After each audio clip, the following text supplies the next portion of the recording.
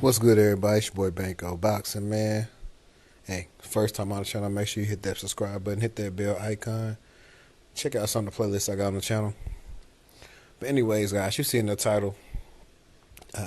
Keith, one-time Thurman. You know what I'm saying? Been really talking bad and speaking a lot of, funny stuff about AB. So, we know there's been rumblings about this fight happening for years. Does the public really want to see it? In my opinion, yes and no. I think for me, I only want to see it for the build-up, just because those are like two of the best, mouthpieces in boxing right now. So it would be hilarious. But as for the fight, I think the fight will let me down. Obviously, if I want to keep it a buck, and I'm a real AB fan, Keith's performance versus Manny was better. He arguably won that fight, or got a draw at the least. AB, though, has a couple of good rounds. The story's the same. Don't throw enough punches and gets outworked. If he probably did an uptick in his punches for probably about 20%, he probably will win more fights. That's my honest opinion. I honestly think he needs, and he's not a guy to take tune-ups, but if he really want to listen, and if he really want to have a decent second half of his career, he fights some, not just bums, but some tune-up-y fights just to get his confidence and getting his shots off and landing shots, punches and bunches again.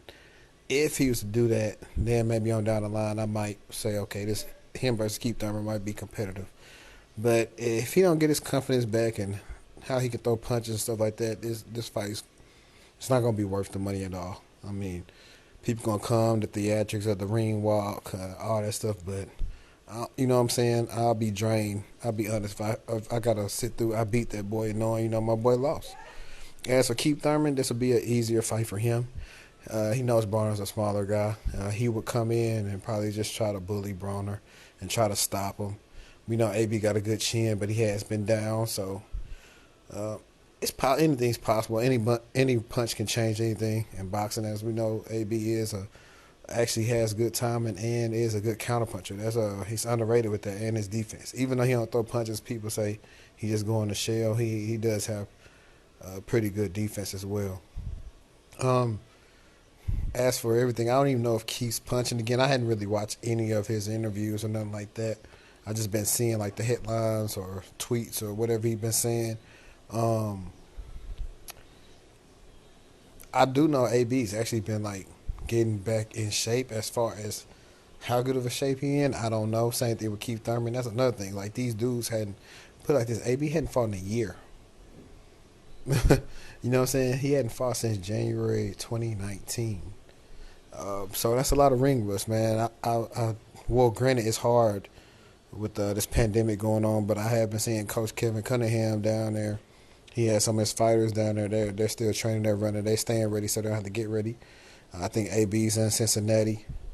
Keith's probably in Florida as well. I don't know if he's training or whatever he's doing, but if we're talking about this fight, it's a no for me, dog.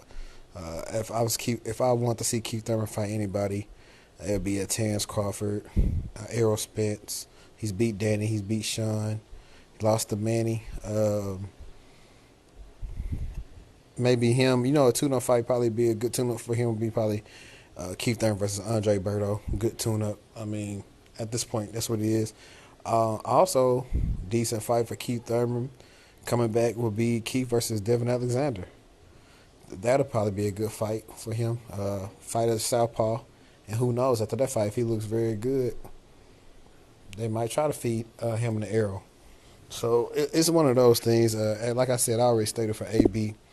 AB just need to get his confidence back and see if he can throw punches and bunches. He's been talking about fighting at 135. I doubt about that, man. He's what, 30, 31 now, or turning 31 this year. It doesn't benefit him to move down that low. He's gonna be hurting his body.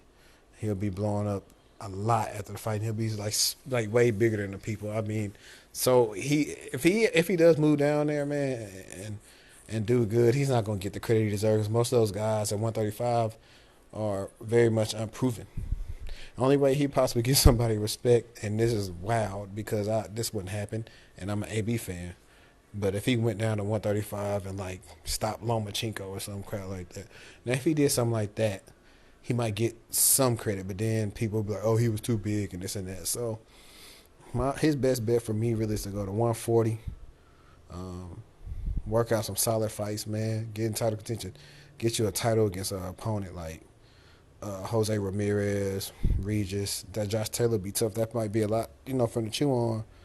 Maurice Hooker, like one of them guys, man. Fight one of them guys. If you be able to beat them and get a title shot, I mean, that's a good bounce back. You know what I'm saying? AB had won a fight since, Adrien Granados.